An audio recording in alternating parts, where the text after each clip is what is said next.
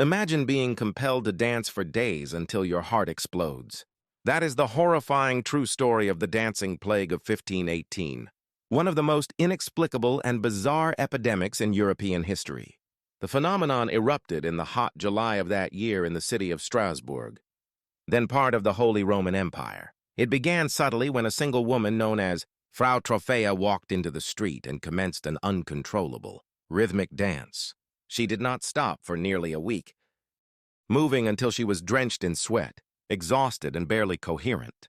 Within days, her bizarre affliction was contagious, and dozens of people joined her in the erratic, frantic movements. By the height of the outbreak in August, approximately 400 individuals were gripped by this terrifying mania. This was not a celebratory event.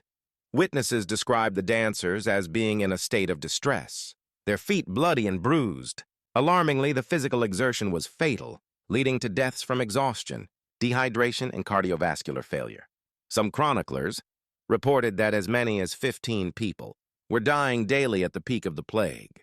In a baffling official response, the city's authorities decided that the afflicted needed to dance the sickness out.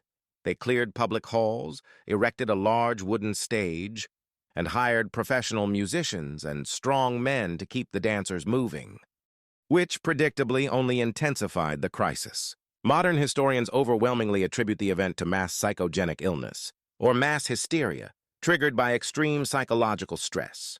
Strasbourg had been suffering under severe famine, economic devastation, and widespread disease, creating a fertile ground for collective anxiety to manifest physically. A secondary, though less supported, biological theory suggests the dancers were poisoned by ergot, a fungus that grows on damp rye grain and contains hallucinogenic chemicals similar to LSD.